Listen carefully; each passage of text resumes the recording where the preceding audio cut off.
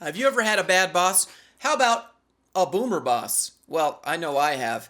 And on the workplace, the place where people go to complain about their jobs, there's a whole bunch of managers on here complaining about their employees. A bunch of boomer bosses complaining about great employees. And I just want to show you how clueless they are as to how bad of a boss they are. Now, before you guys get all up in my grill about the word boomer, just understand that boomer is a mindset, not an age. At least in this context, that's how I'm portraying it. It's kind of the good old boys. We've always done it this way. We could never change. It's my way or the highway. You guys know those bosses that I'm talking about. Just resistant to any critique or change in the workplace. Well, that's this boss right here. We're going to take a look at top developer doing more home office than allowed. I'm a release manager of a well-known software development company.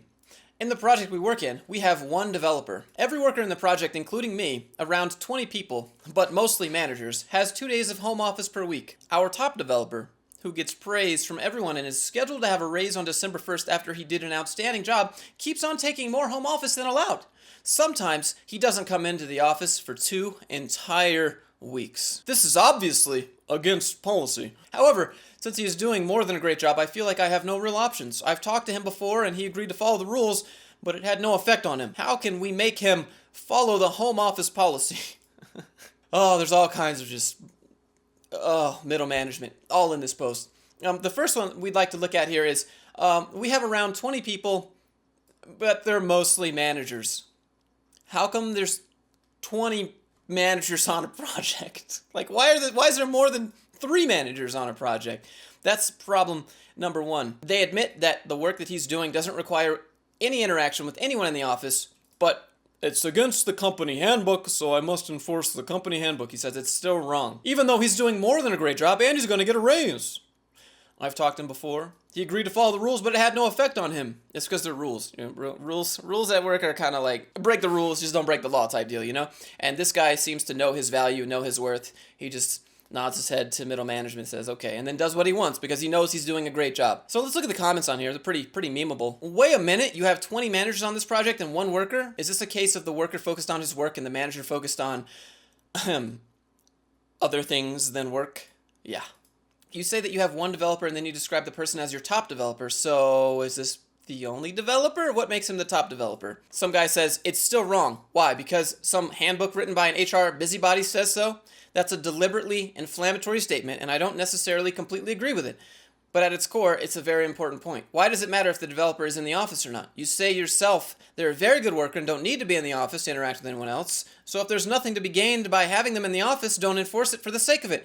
Concentrate on whether they get the job done or not. It's a classic case of the handbook is wrong, not the developer here. What this developer is doing is he is going with the route of take action and ask for forgiveness later because he knows that he's the top developer if he's the only developer and he's doing fantastic work. So he's just going to do what he wants and ask for forgiveness later, and this guy obviously has nothing else to do than worry about the specifics of the company handbook. There's another comment that's pretty good. Sometimes he doesn't come in for 2 entire weeks.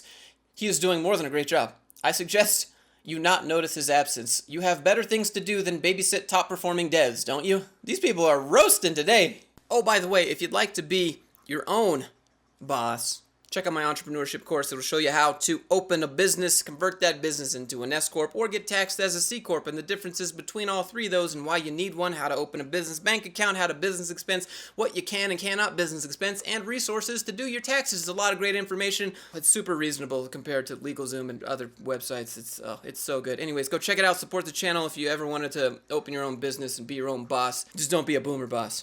This next one is just, I'm sure you guys have seen it, and you would probably agree with the developer being accused in this post. So let's look at it. There's a developer that's refusing to increment productivity beyond a salary raise. The manager says, a software engineer in our team that I lead was a very good worker in the last 2 rounds and got a salary increase of the maximum the company allows. A couple of months ago, he said he was very disappointed and this raise doesn't reflect his hard work and the stress he's under, so he'd keep his productivity to X%. So he said, if you guys are just going to give me a 3% raise, then I'm going to give you a 3% productivity raise. And he goes, true to his word, he slows down his work pace. He still does things well, Even his attitude towards the rest of the team has improved from his previous light grumpiness, and he's probably still the best and most productive engineer on the team, but to me, this behavior is kind of immature and a bit unprofessional. On the other hand, the salary cap is not something that I set, so there's not much I can do there. How should I handle the situation? Now let's talk about this for a second. He's upset that his top performing developer isn't working more than he's worth. You want him to work an extra 10% of productivity? Pay the man an extra 10% productivity. There's nothing immature here. This is a man that is respecting his value and kind of putting his foot down and showing the company like, look, you want more out of me? You got to pay me more money. And they're mad that he's not doing more for no money. This is what a good developer looks like. This manager, of course, is going to call him grumpy and disagreeable, but this is what you do. You put your foot down. You know you're a good dev. They make posts on the workplace complaining about you. Be happy he isn't on his way out the door. I've always found it to be interesting that people in power always lean on their high performers to get disproportionate performance increases, but find it astonishing and unprofessional that they want disproportionate rewards for those increases. They're usually even more astonished when they leave. Exactly. Like managers watching this, boomer bosses watching this, which I doubt they watch this, but read this comment. Sleep on it. Really internalize it. You expect more out of your workers? You gotta reward them more. Even the boomer boss admits, per dollar earned, he is probably the best asset you have there, and you are complaining about him? Imagine complaining about your top developer because he won't do more and you're not rewarding him more. This is craziness. It's obvious the engineer knows he's underpaid and he basically knows you want him to work harder. It is best you fix your side of the problem before he walks. If this manager really cared, he'd go and try to change company policy. He wouldn't just say, well, that's company policy. That's the problem with all these boomer bosses. They just say, they don't think outside the box. They're definitely salarymen, they're company men. The company handbook is their Bible. The CEO is their God. Like no one questions anything at work, and you can see them directly existing on the workplace. Also, this guy gets it. At many employers, a salary increase of X%, the maximum the company allows, isn't really the maximum. The policy can be negotiated. If the policy says you can't get more than 10%, negotiate the policy instead of the percentage. You know what I'm saying? Maybe there's a salary limit, but maybe this man can get more compensated time off. Maybe this man can get more pension. Maybe this man can get a better match on the 401k. There's other things to do to get compensation besides just saying, sorry, that's company policy. All right, this next post is literally the definition of a corporate simp. How should I deal with an employee who has slept with my wife? That's literally the definition of a corporate simp. How should I deal with an employee? I mean, posting on the workplace asking for advice is like posting on r/relationships on Reddit asking for relationship advice. Oof. In this post, we're going to acknowledge the uselessness of Scrum Masters. You're probably offended, but that's what developers think of you. I'm sorry. Anyways, this post is increasing the number of stand-ups to increase productivity. My team is working remotely because of what's going on, and the project velocity has dropped. The Scrum Master has suggested we move to 3 stand-ups a day. So 1 for every 2 hours of core hours, so people keep accountable, and so the project manager can have a very real-time view. Okay, so this is this is an example where they already have a project manager, so what does the Scrum Master do? Anybody got any answer what the Scrum Master does? Didn't think so. Employees are allowed to work anywhere between 7 and 7. Our core hours are 9 to 3, so we should have stand-up calls at 9, 11, and 1. He says, I don't know what kind of arguments I can put against this. I don't think interrupting productivity every 2 hours to talk about being productive is going to make the team more productive, but that's my personal opinion. Let's look at the comments on this. What do other people think? This guy gets it. He says holding meetings every 2 hours to increase productivity. That's an obviously plain crazy idea. How can this even be considered seriously? Here's some arguments against the idea. More time in meetings equals more time not doing any work. Most of the time, nothing meaningful will have changed in the last 2 hours. It's like watching the 6 o'clock news, the 8 o'clock news, and the 10 o'clock news. True, this is exactly what happens, right? Whenever you're in a meeting, waiting your turn to talk about what you could be working on, or what you have been working on, you could be working. All the Scrum Masters are going to be pissed after this video. Look, I get it. You gotta somehow justify your job. All right, here we got a post from a micromanager in disguise. He goes, how should I deal with a subordinate who is distracted and not performing well? I'm the manager of an IT department in the company. One of the direct reports is sometimes browsing the web and reading articles instead of working. His performance is suffering and the project is behind the schedule. And I don't know the reason for this behavior. Maybe I've just become too sensitive about him. What should I do about it?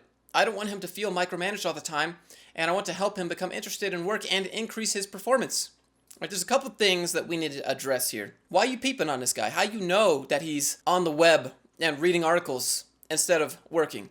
You peeping? You looking around the corner? You walking by? You looking at what he's looking at? Why you micromanaging anyways? You already doing it because you know what he's doing all the time. A lot of us developers, a lot of us programmers or former programmers or people in the knowledge space, in the knowledge job life, we can relate to taking a break and then having the solution to the problem right when we take that break.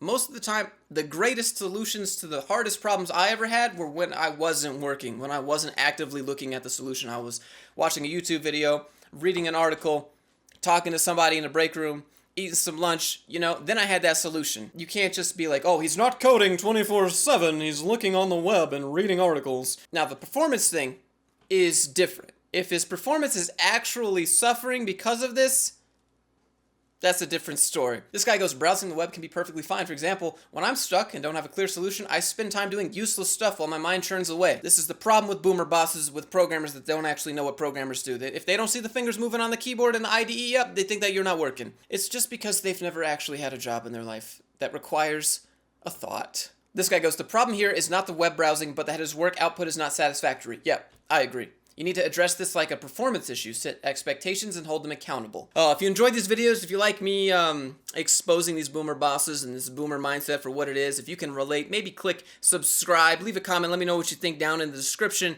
And obviously, if you're a boomer boss, double smash the dislike button. You gotta really let me know you hate it. If you enjoyed it, all my boomer boss subordinates, triple smash that like button. I appreciate you guys. I'll see you in the next one.